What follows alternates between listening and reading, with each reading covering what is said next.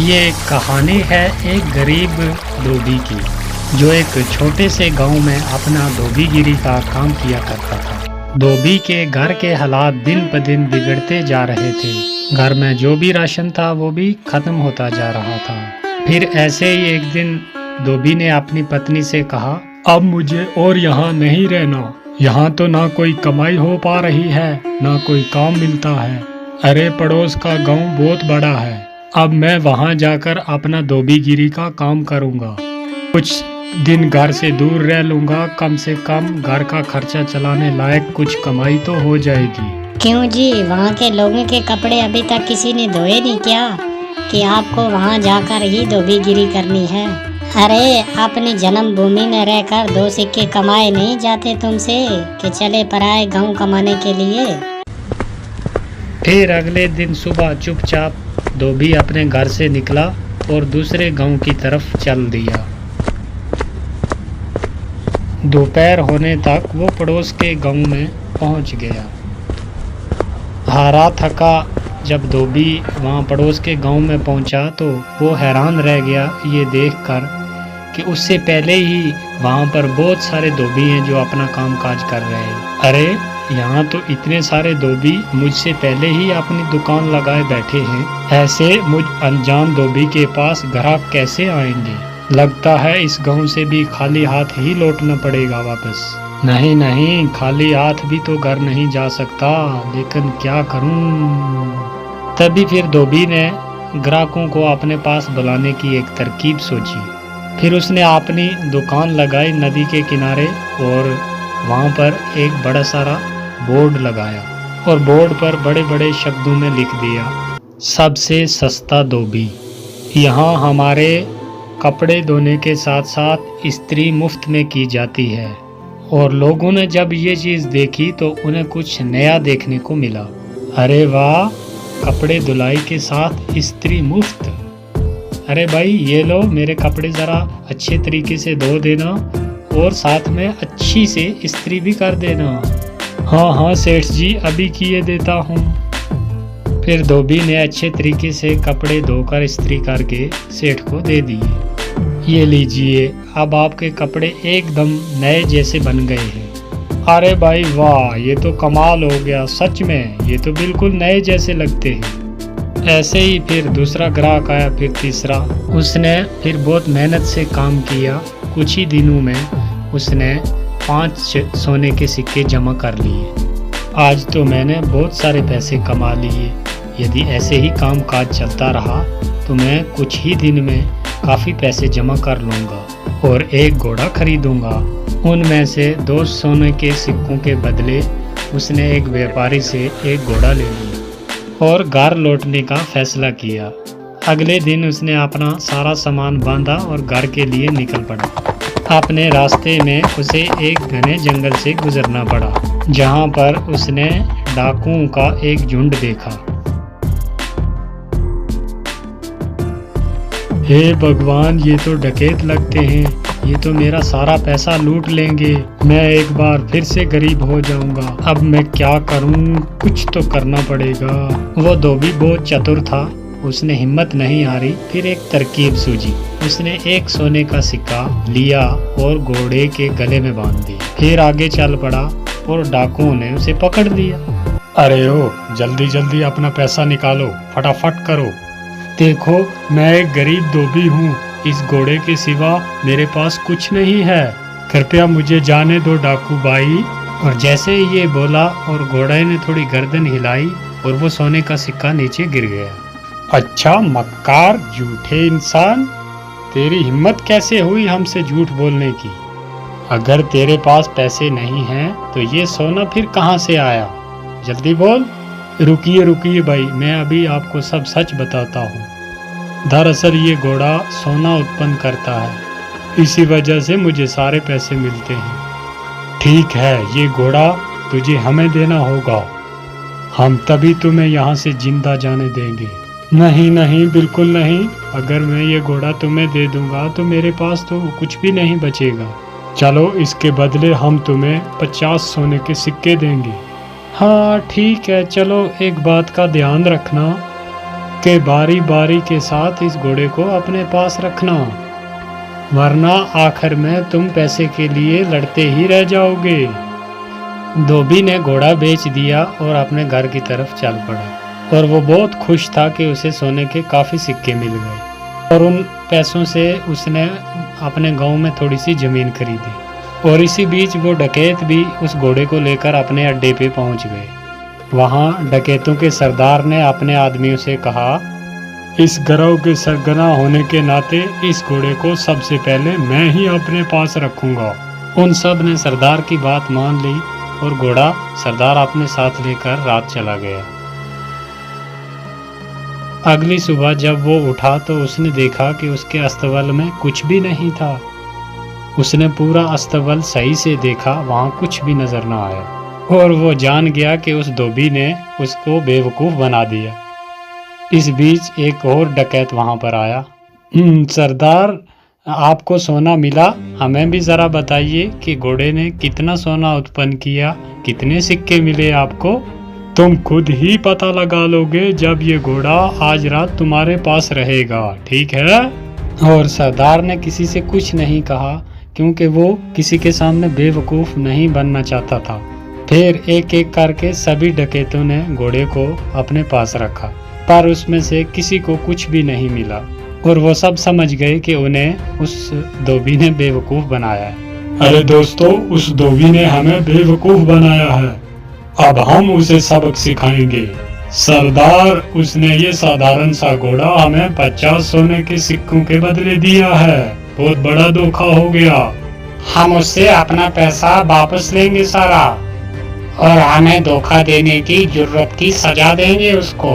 हाँ, चलो चलो।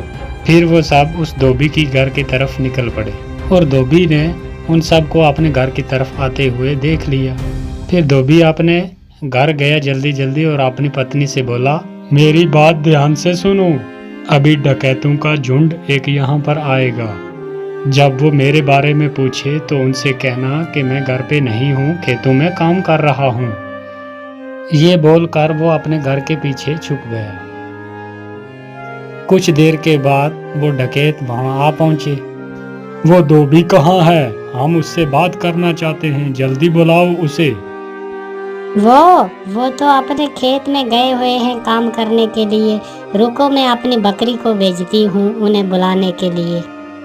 शीली, जरा जाओ तो अपने मालिक को बुला कर लाओ, उसे बोलो कि घर पे कोई आया हुआ है, तुमसे बात करना चाहता है।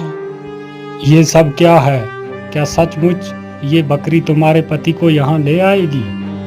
जरूर, ये हर बात समझती है। मुझे जब भी बुलावा भेजना होता है तो मैं इसे ही भेजती हूँ और ये फौरन बुला कर ले आती है। डकैत धोबी की पत्नी से बात कर रहे थे, तभी वहाँ पर धोबी आन पहुँचा। ओह डकैत भाई, आप आए हैं। मेरी बकरी ने मुझे बताया कि आप मुझसे कोई बात करना चाहते हैं। हमें तुम्हारे इस घोड़े से कुछ नहीं मिला, तुमने हमें धोखा दिया। हमने तुम्हें इसके बदले 50 सोने के सिक्के दिए थे। अरे भाई, ये कैसी बात कर रहे हो? लगता है आपको कोई गलतफहमी हुई है। आज जो कुछ भी मेरे पास है सब इस घोड़े की बदौलत ही है। अच्छा चलो ठीक है, हम एक बार आप पर फिर विश्वास कर लेते हैं, पर उसके बदले तुम्हें ये बकरी हमें बेचनी होगी। अरे नहीं, बिल्कुल नहीं, मैं इस बकरी को तुम्हें बिल्कुल नहीं बेच सकता।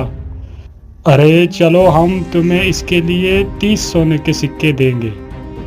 थोड़ा इनकार करने के बाद धोबी सहमत हो गया बकरी बेचने के लिए और वो लेकर जब उस बकरी को अपने अड्डे पर पहुंचे और उनके सरदार ने कहा कि कुछ दिन इस बकरी को सबसे पहले मैं ही अपने पास रखता हूँ, मुझे जब भी आप में से किसी की ज़रूरत पड़ेगी तो मैं इस बकरी को बेचकर बुला लूँगा। सरदार ने जब ये बात बोली तो सारे अपने अपने अड्डे पे चले गए और तभी वहाँ सरदार ने अपने बेटे को बुलाया। बेटा साहब, मैं काम पे जा रहा हूँ, अगर मेरी ज़रूरत पड़ी तो इस बकरी को भेज देना, मुझे ये बुलाकर ले आएगी। ठीक है पिताजी, जैसे आप बोले। फिर कुछ देर बाद एक डकैत को अपने सरदार से कुछ काम आन पड़ा तो उसने बोला कि ज़रा सरदार को बुलाओ और लड़के ने उस बकरी को भेज दिया।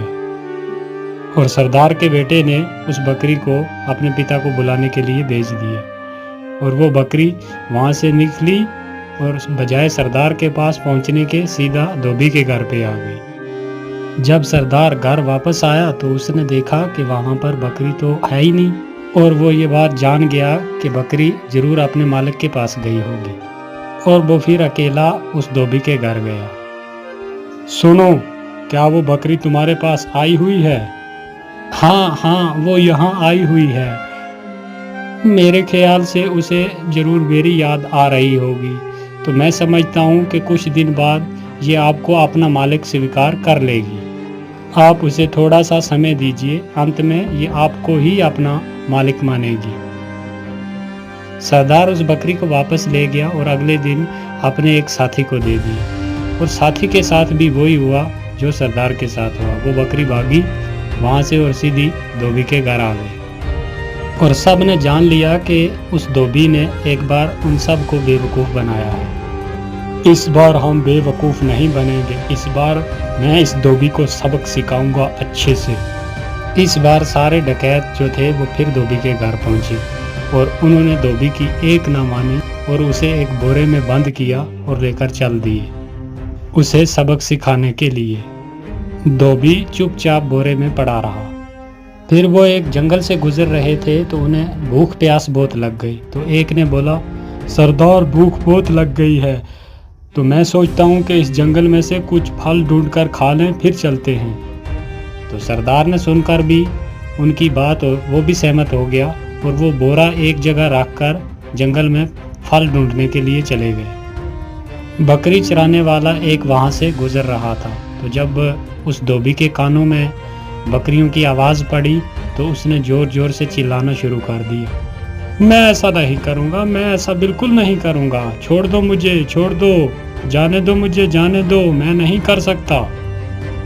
बकरी के मालिक ने उसकी आवाज़ सुनी और वो उसके पास आया और आकर बोला, अरे रुको रुको, कौन हो तुम और तुम क्या नहीं करोगे? किसने तुम्हें इस बोरे में डाला? भाई क्या बताऊं, ये मेरी शादी ज़बरदस्ती एक ज़िम्मेदार की बेटी से करवाना चाहते हैं और मैं शादी बिल्कुल नहीं करना चाहता। क्यों भाई, तुम कोई पागल हो क्या? अगर तुम्हारी जगह मैं होता तो मैं यकीनन फ़ौरन उस ज़िम्मेदार की बेटी से शादी करता।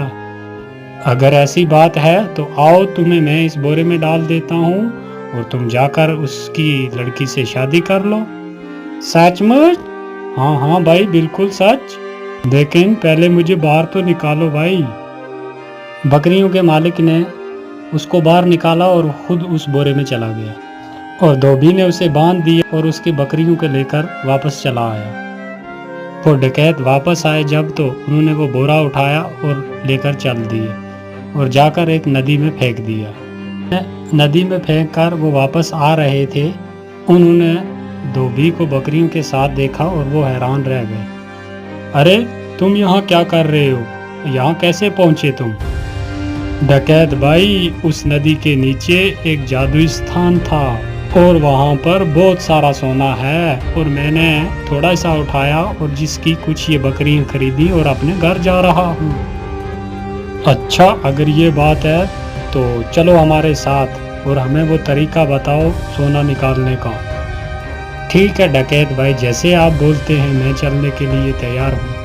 फिर वो जब नदी के पास पहुँचे तो उस धोबी ने उनसे कहा, देखो भाई, गलती कोई भी मत करना। एक आदमी इसमें छलांग लगाएगा, जब वो हाथ हिलाएगा तो उसके बाद दूसरा, फिर तीसरा, ऐसे तुम सब जाना और एक बार सारा सोना इकट्ठा करके लेके बाहर आ जाना। फिर उन्होंने ऐसा ही किया, बारी बारी से एक एक नदी में कूदा और सब के सब डूबते मर गए और वो धोबी अपने घर आराम से रहने लगा। और एक बार फिर धोबी ने अपनी चतुराई से अपनी जान बचा ली।